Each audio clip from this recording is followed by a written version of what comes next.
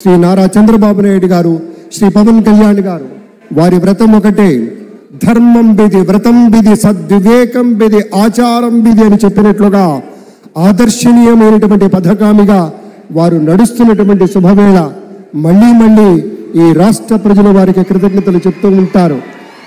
మన చంద్రబాబు గారు, మన పవన్ కళ్యాణ్ గారు ప్రత్యేకంగా కృతజ్ఞతలు చెప్పారు. అలాగే వేదికకి కుడివైపున ఉన్నటువంటి ప్రముఖులు అందరి దగ్గరికి కూడా పేరు పేరున వెళ్ళి పలకరిస్తున్నటువంటి శుభవేళ. పద్మభూషణ్ మన megastar Chiranjeevi, megastar power star, అటు మెగాస్టార్ ఇటు పవర్ స్టార్. ఇది అరుదైనటువంటి చిత్రం. అలాగే మన పెద్దలు బాలయ్య బాబు గారు,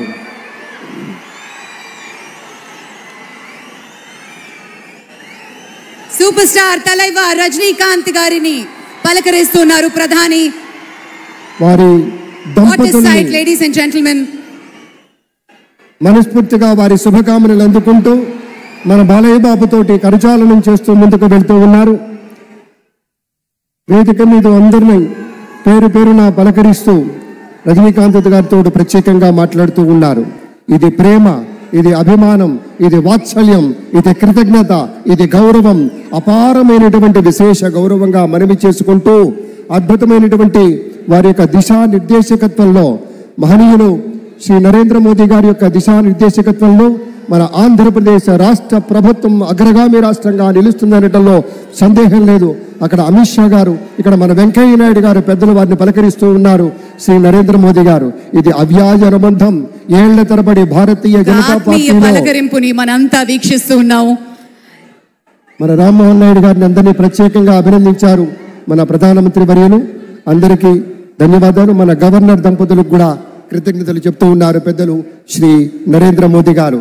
తమ ఆలోచనలతోటి విశేషమైనటువంటి రీతిలో సొంత లాభం కొంత మానుకొని కాదు, అంతా మానుకొని రాష్ట్రం కోసం పరిశ్రమించేటువంటి పెద్దలందరికీ ధన్యవాదాలు. ఈ వేదికని వేడుకుంటున్న క్షణం అందరం గట్టిగా ఒకసారి చప్పట్లతోటి ఆయన వీడ్కోలులో కూడా పాల్గొందాం.